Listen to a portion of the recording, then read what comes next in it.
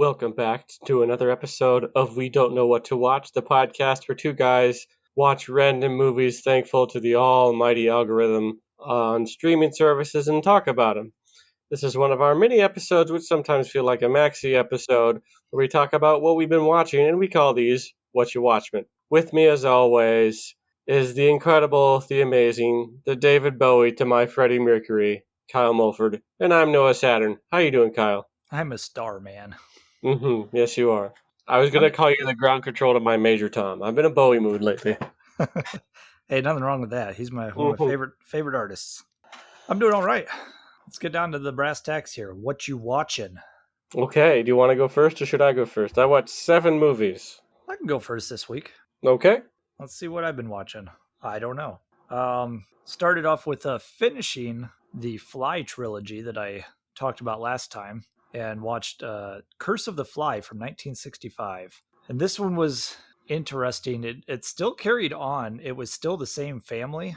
And I think it was like now the grandson of the original scientist from the first Fly. And they were teleporting between two different towns. And then they'd go back and forth between their labs testing this thing.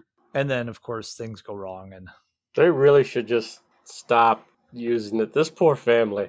At one point, you would think after a couple generations of things going horribly, horribly wrong. It was an interesting movie. I don't know if I liked it as well as the first two, but it did something different. So, I mean, overall, it was a pretty well-rounded trilogy, and I'd recommend all 3 of them. Nice. And then I went back to 1995 and watched How the Internet Works in Virtuosity. Nice.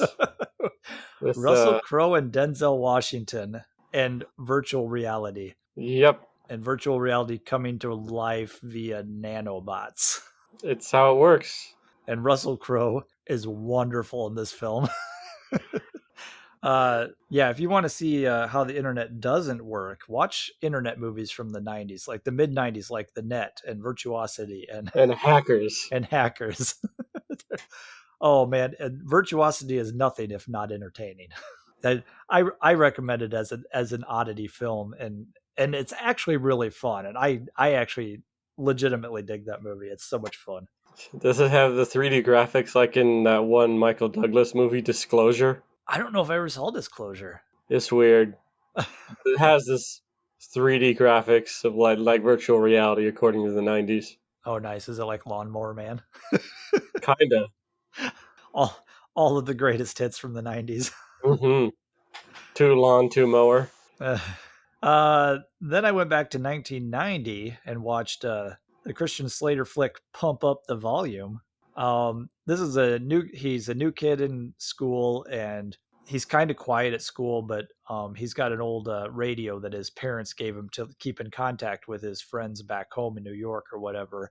Now he's like on the West Coast or something. And instead of doing that to keep in touch with his friends, he starts up his own pirate radio station where he just talks to students at like 10 p.m. every night, and students start tuning in and getting them rebelling a little bit, Fight the power. Fighting the power. This is a really good movie. And another one I would highly recommend. Then I went into the comedy realm here with Just Friends from 2005. Have you seen this one? No, it's about people that are just friends. It's Ryan Reynolds in a fat suit in the beginning of the movie. He's a high schooler who is in love with his best friend Amy Smart, and then she puts him in the friend zone. That's Amy Smart, right? That's the actress' name. Sure. I think so. But he's in the friend zone, and so he's like, he goes off, and it comes to like several years later, and he's never visited back home, but now he's like, slim, and now he looks like Ryan Reynolds. Now he's slim, sexy Ryan Reynolds, and he dates lots of women, and he works for a record company. He's very successful, and he comes back, and he decides that, like, since she put him in the friend zone, he doesn't actually want to come back to town, but his job brings him back home. And then he runs into her, starts dating her, and like he wants to like do the same thing to her, but of course he's still in love with her, and then she starts falling for him. And then is this secretly a Hallmark movie? No, because then you've also got Anna Faris as this crazy like recording artist, like super crazy. Nice. Psycho Anna Faris, and she is great in this movie. To complicate matters, and he's got like a really great like just relationship with his brother. I don't know who the actor is who played his brother, but he they just beat on each other all the time, like try and get a punch in and leave the room. It's just it's Nice. it's a really funny movie, and another good one. I watched a lot of movies I'm going to recommend this time. It was a good 2 weeks here. Because then I went back to 1986 and watched Wanted, Dead or Alive, starring Rutger Hauer and Gene Simmons. Yes, that Gene Simmons. Does he uh, have his tongue out? no, he did not, and he That's was wearing disappointing. he was wearing a suit with his hair slicked back. He was the bad guy. Oh Um, man. and he's like blowing shit up, and Rutger Hauer is kind of he's an ex SEAL guy and kind of a mercenary now, and he's a bounty hunter basically, and so he'll pick up people for the cops or whatever. One of the cops is played by the dad from Boy Meets World, Nice. and then one of his friends on the force is played by Benson. Nice. So it was, I mean, Rutger Hauer, Benson, the dad from Boy Meets World, and I Gene mean, what more Simmons. do you want? That's the '80s for you right there. Mhm. This was, I thought it was going to be, when I saw the synopsis and saw that it was Rutger Hauer and Gene Simmons, I was like, oh, this is going to be batshit crazy. I was wrong. It was actually just a legitimately good movie. I was really hoping he'd at least have his tongue out for one scene. Come on. No, but if you want batshit crazy with Gene Simmons as a bad guy, you got to watch Never Too Young to Die with John Stamos. Nice. No, another one I would recommend, and this one's on Tubi for free. I didn't say where. Oh, the other ones I watched on DVD and Blu-ray, except Virtuosity was on Amazon Prime. So yeah, head on over to Tubi and watch Wanted, Dead or Alive. It's a good one. Then back to Amazon Prime. I watched a 1963 sci-fi movie, The Day of the Triffids. Nice. I think I talked about this one on the podcast. I think you might have, and this is one I've had on my list for a long time to see. This movie's so much fun. Mm-hmm. Just comets hit the Earth and they leave plants that can get up, walk around, and kill people. And Yep. they're following like a couple of different groups of people, like, because also when the comets hit, everybody goes blind, except for people who were like in submarines, or this one guy had just had eye surgery, so his eyes were all bandaged up, and then when he took them off, he could see, but nobody else could. And but yeah, it followed a few groups and just trying to survive in a world of man-eating plants, and it was kind of fun. I like this an old '60s B movie that was actually pretty enjoyable. Yeah, that's a pretty good one. Then I watched another really great classic from 1999. I watched The Iron Giant. That's it. That is a good one. I'm gonna say Superman. It's art. I, the Iron Giant, directed by Brad Bird. I think it was his first animated feature before he went Mm-hmm. over to Pixar. Just a wonderful story set in like the 50s, because, right? Yeah. Yeah, it'd be the 50s, and they're scared of nuke attacks and all this stuff, and then there's this giant robot that lands in this small town, and a boy finds it, and it really is a weapon, but like it's all about how people can change, which actually, in this case it's a robot. And it's a wonderful, really nice film, and it's good for the whole family. Definitely. And Holds up. that's streaming on Hulu. Also on Hulu, I watched a Hulu original called Boss Level. That's a new one from this year. Oh yeah. This one is Frank Grillo. He's in a Groundhog Day situation where his wife, played by Naomi Watts. Yeah, it was Naomi Watts. She works for Mel Gibson at like Oh this no. at this, I don't know, lab or whatever, and they're creating some sort of time vortex thing. And she doesn't like what Mel Gibson wants to do with it. So she's trying to stop it, and she puts her husband Frank Grillo's DNA in there so that he gets caught in a time loop. So he has to figure out what he's supposed to do during that day. So like there are assassins after him every single day, and so he Nice. gets the routine and figures out how to take them out and all this stuff. And it kind of eventually I like the idea because all of these things is like them doing the same day over and over. I liked the fact that this one's called boss level because even in the movie he's like redoing this day is like when you're playing a video game and you have to keep playing it till you get it right so you can get to the boss. Mm-hmm. It's like starting over and over and over, like trying to get to the boss level. I was like, that's kind of a cool concept, turning it into a kind of a video game thing. So does it feel like Edge of Tomorrow, or Live Die Repeat or whatever? It would be closer to that than it would be other ones because he's fighting bad guys. He's not fighting aliens, but he gets killed so many different ways. But I mean, he's decapitated like 10 times and Nice. shot and blown up and uh, fallen from a couple story building. I really enjoyed that one. Another one I kind of dug, and that one's on Hulu. Then I watched Ocean's 11. This one I watched on DVD. I don't. It might be streaming on a service somewhere, but I can't remember which one. This is from 2001.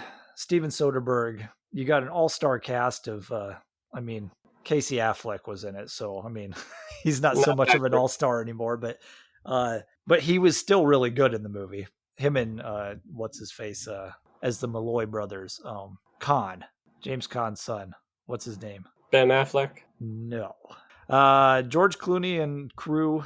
Um, George Clooney has his girlfriend stolen, Julia Roberts stolen by Benedict, played by drawing a blank on his name, Andy Garcia, and he owns a big casino in Vegas, and so Clooney puts together his thief friends. We got, like I said, Khan and Casey Affleck, and then Don Cheadle and Brad Pitt and Carl Reiner and Elliot Gould and Bernie Mac. Such a great cast, and they're all having so much fun. And this is one of those movies. Is like it's a heist movie where they're kind of ripping off the casino, but it's just fun along the whole way. Oh, absolutely. Yeah, and that one's a high recommend, and it really holds up. And then on Amazon Prime, I watched the 2019 film Gemini Man, Will Smith versus Will Smith. Oh yeah. Uh, it was okay. This is the one that was just kind of okay. I remember there He's was a big deal where it was going to be like in 60 frames per second or whatever. I guess I don't know. It was kind of weird because it's one of those where they de-aged him, but then he's fighting a de-aged version of himself. So some of the fights looked a little wonky. It was Hmm. directed by Ang Lee, so I mean, he's a good director. And it wasn't a bad movie, but he's an assassin who wants to retire, and then his company sets him up like to shoot someone who actually isn't a bad guy, and then someone comes to take him out, and then he eventually finds out that it's his younger self and there's a clone of him and yada yada And his clone of him is inverted, and then and then Robert Pattinson is there, and then there's a weird Russian guy, and they're putting together a magic science thing that could destroy the future or whatever. Yeah, exactly. That one was just okay. It was on Amazon Prime. I had a revisit of Knives Out from 2019. That's also on Amazon Prime. I watched Gemini Man. After this whole pandemic thing, I finally got to spend a weekend with my parents, and we watched Gemini Man. And then the next night, I introduced them to Knives Out, and they Oh, dug it. it's so good. I love that movie so much. I can't wait for the sequel. I am so excited for the sequel, and apparently everybody including the kitchen sink is in the sequel. So Yep. I think I'm in it. I might be in it too. You never know. Uh, Murder mystery, rich family. The old man dies, and it's kind of a whodunit, and it's so cleverly written. I think we've talked about it before, so I don't need to say much. But it's so cleverly written by Ryan Johnson and directed by him. And and the funny thing is you find out who quote unquote did it halfway through the movie, and you're like, where do you go from here? And boy, does it get even better. Yeah, I love this movie so much, and I love the production design too. Whether it just be like the big weird chair of knives on the back, Yeah, yeah, because just that. just the house in general and the whole. It really feels like a real house you'd want to visit. Yeah, and it seems like it would be like weird because you said there's like a wall of knives and all these trick rooms and all this stuff, but like the guy who died was a mystery writer, so like he's got all of these props and stuff in his house, so like it makes sense the way it's decorated too. So it's really Hmm. great. But Ryan Johnson is a great director. I love most of his movies. Actually, I at least like all of his movies. So then after that, I watched Ocean's 12 from 2004. This one I watched just because I want to rewatch the trilogy, and there are some things from Ocean's 12 that carry like characters and whatnot and jokes that carry over into 13. So I wanted a refresher. Hmm. It's the weakest of the trilogy. It's it's still got its moments because it's the same cast again, and they all work well together, and they're having a good time again. But it didn't work as well as the other two, and 13 goes back to form. But I'll probably talk about that next time because I didn't get it watched yet. And then finally, I watched on Netflix a movie from 2012 called The History of Future Folk. And this is another high recommend. I don't know if this is a well known movie. I heard about it on a podcast somewhere. I fell in love with this movie right away.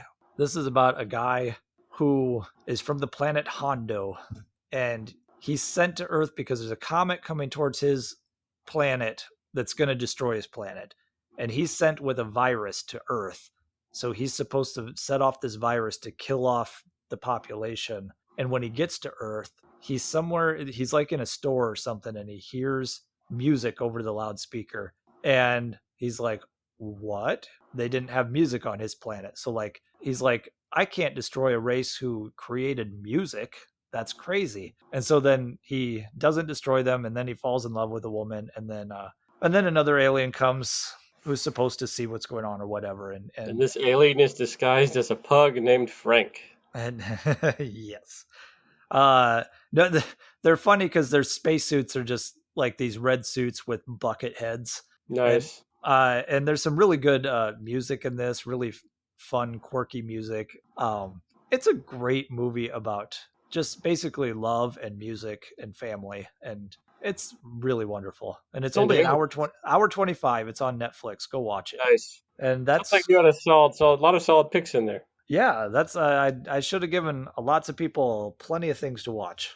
All right, now it's my turn. First up, I watched a movie called New Leaf, starring Walter Matthau and Elaine May, and this is one of Elaine May's first films that she directed. And Walter Matthau plays like a guy who's kind of prissy. He's very rich. He's all about spending money and just doesn't care about his lifestyle. And then one day he finds out, oh no, his accountant comes up to him and is like, "You don't understand, sir. You're broke." It's like, so how am I supposed to get money now to keep up his lifestyle? Then he realizes, wait a minute, I have to get married. So he borrows money from his rich uncle so then he can just sort of find someone to get married to. Then he ends up marrying Elaine May, who's just kind of really, who's like a botanist, and she just really only cares about plants. And she's really, they're both kind of dumb. She's really clumsy to the point where, like, so the second half of the movie is him trying to come up with ways to, like, all right, how am I going to get rid of her? How do I kill her? And the show is just like at one point she's like hanging off the side of a cliff, and then you can just see him in the same, also in the frame, just reading a book about like toxicology Nice. so they pair well. They pair together really well. It's really funny overall, and ultimately kind of sweet at the end. So And then when he definitely recommend A New Leaf. That one was on Criterion. I'm not sure if it's still there. and then when he kills her, he takes in a new roommate, Jack Lemon. Yeah, I wish. Then I watched Hail the Conquering Hero, which is a Preston Sturges film. So this was made in 1944. So during World War II, this is about a guy who really wanted to go fight and be a Marine because his father was in the Marines, his grandfather was in the Marines. So he wants to go fight in World War II, but instead he gets kicked out because he has a really bad case of hay fever. All right. So then like he doesn't want to go home. So then he ends up meeting a couple of actual veterans at a bar, and he calls his mom from the veterans and say, "All right, you don't understand. This guy saved my life in France. So we want to bring him home." So then, of course, his family thinks like he's actually a hero, and things just get screwball further and further till like the people want him to run for mayor because they think he's this amazing war hero, and he's like, guys, I know I'm not actually a war hero, and of course it gets sillier and sillier. Nice. That sounds fun. Next, I watched Desert Hearts. This was also on Criterion. This is a movie takes place in about 1959, where like a scholar, woman, she's a professor, and she just got divorced. She needs some time away from work and from her life in New York, so she goes to the Nevada desert, and then she kind of ends up falling in love with a younger woman. So it's sort of pretty scandalous, and it was actually sort of a really interesting queer love story. And it's like they want to be together, but they can't be together. Very sweet. Lots of good yearning in there because gotta have some nice yearning. I yearn for the yearning. Exactly. And also, it's really well. It had like a shoestring budget, really small independent film, but at the same time, it was gorgeous cinematography. Almost kind of reminded me of just. It almost, in some cases, it really did feel like a western, with just how beautiful they make the desert look out there. I feel like anyone can make the American Southwest look beautiful, but it's still pretty great. Just point a camera at it. Pretty much. Make sure the camera's on. Oh, that's true. And the lens cap is off. hmm Next, I watched Phantom of the Paradise. Have you ever seen this one? Yes. Yeah. Yeah, I'd never seen it before, and it's the best version, the best movie, and the best Phantom of the Opera movie ever made. Yeah. Paul Williams score and Paul music. Williams does the music, and I also didn't realize that he worked a lot with the Muppets. He did some of the music for the first Muppet movie. Oh yeah, and he wrote Rainbow Connection. Yeah, he's an incredible songwriter, Yeah. incredible artist. And yeah, so Paul Williams plays this kind of creepy record producer, and then there's a new kind of geeky composer guy named Winslow Leach who wants to get in with this record producer, but then the record producer Paul Williams, steals his music. He gets sent to prison, somehow loses his voice, so he has to talk like a weird kind of like robot synthesizer, and then he gets in a nasty record accident, and he becomes the Phantom of the Paradise, which is this club that the evil record producer opens. And of course, just like Phantom of the Opera, he wants only one person to sing his music, and mayhem and murder. He'll kill some people, blows a few people up. I'm due for a rewatch on this one. If I remember correctly, this is a De Palma film, right? Yes, this is Brian De Palma's film he made right before Carrie, so it's like he went all out. This was considered a flop at the time, but it then ended up getting a cult following, and it's also like it's one of Guillermo del Toro's favorite movies. That makes sense, right? To the point where like before COVID, like Paul Williams was talking with Guillermo del Toro to make Phantom of the Paradise the musical Oh, on that'd be Broadway. great. So it'd be so good. And just it's so weird. It really is. It's It's this such a has got good to way. be kind of like that De Palma film. Like every director has that one film. You're like, they made that.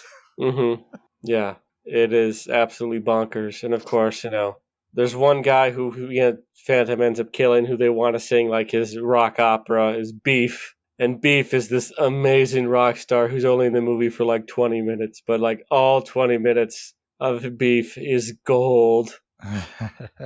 Point is, Phantom of the Opera should be more, not Phantom of the Opera, Phantom of the Paradise should be more well known. I agree. Yep, and I would totally go see that as a musical. And just in general, I wish Beef was a real singer. I would have seen him in concert. Next, I watched A Roman Holiday, the classic with Audrey Hepburn and Gregory Peck, which I had never seen before. Oh, nice. And Audrey Hepburn is a princess of Europe, Just, Europica. just everywhere in Europe, she's just the Yeah, princess. I'm gonna say either Genovia or Latveria. So she's a princess. She's visiting the city. She doesn't want to be a princess. She wants like a day off, so she escapes. But she's visiting Rome, and she ends up with the American reporter Gregory Peck, who thinks at first that she's just like a regular person that he finds drunk on like a park bench. And then they end up having a really fun time together. And of course, a perfect slight vacation. And at the end, she loves it. Blah blah blah. Goes back to being a princess. Very fun. I can definitely see why this movie is well remembered because it is great. I'll have to revisit that one too. I've seen that one like once, so I It's don't a great remember it that romance. much. It's really sweet. Speaking of romance, this time I watched. Next, I watched Om Shanti Om on Netflix, and this is a Bollywood film from 2007, and it is a reincarnation revenge film. If you've ever seen one of those before, That sounds amazing. yeah. So The main guy who's like, I forget his actor's name, but he was like the top actor in the world, the most popular actor in the world from like the 90s through the 2000s. To the point where like everyone would know who he is except the US. Okay. Of He course. plays like just a regular. He plays a character named Om who wants to be like a big Hollywood star or a big Bollywood star in the 1970s. So then he and his best friend figure out a way. He's like, all right, we're gonna start our way, work our way up through the system so we can be big stars. And he falls in love with this beautiful starlet named Shanti, and they start a fun love story. But he doesn't know that Shanti is already married to like this movie mogul producer. So then, about halfway through the movie, and of course, there's great musical numbers because this is a Bollywood feature, of course. So about halfway through the movie, like we find out that Shanti is actually married to this evil producer. So then the producer realizes that in order to get a better deal and to finally break into actual Hollywood, he's gonna marry some daughter of like another studio. So he decides to kill Shanti by lighting her like a studio on like a building that she was in on fire. And That's a then bit overkill. Tries to go in and rescue her. They both die. Cut to 30 years later. Is reincarnated as another character also named who's now a big Hollywood star or big Bollywood star. And slowly but surely he realizes, wait a minute, he remembers his past life, so then he has to recruit his friends because some of his old friends still remember him, like his mom, his original mom, is still around, and then as he realizes his past life, he realizes, wait a minute, this is my mom. I remember everything. And then they decide they're going to get revenge because this producer's back in Bollywood after spending a bunch of time in Hollywood, and now it's like, oh, you can call me Mike. Everyone in Hollywood does. It's like, oh yeah, or you can call me Om. Everyone in Bollywood does. And it's very fun as the main guy. I still can't remember his name. Right, he does action. He did action well in this movie, but he also did romance well. He also did comedy well. Very likable, and you can tell why he was the most popular actor in the world for a very long time because he could do it all, and he could dance, and of course, music numbers were great.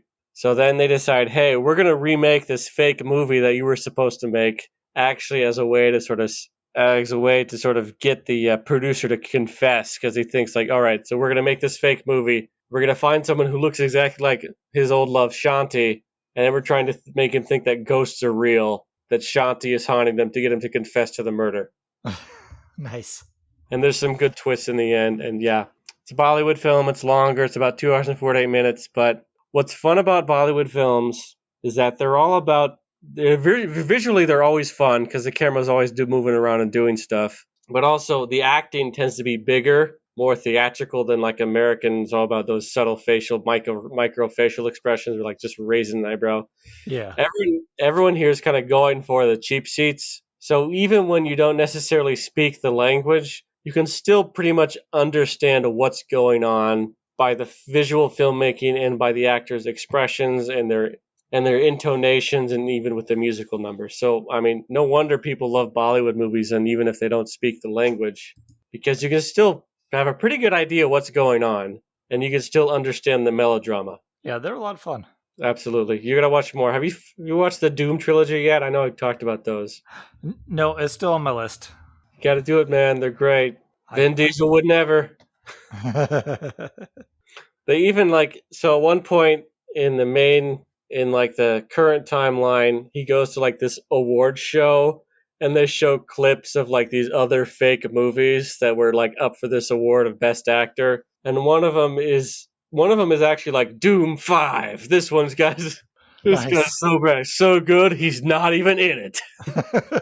And then another one was like some cop movie, and they showed like this brief scene where he's like fighting bad guys. Like he throws his gun, like catches his gun in his pants, and then like thrusts forward to fire the gun to attack the bad guys. It's like, wow, I want to see that movie. Right?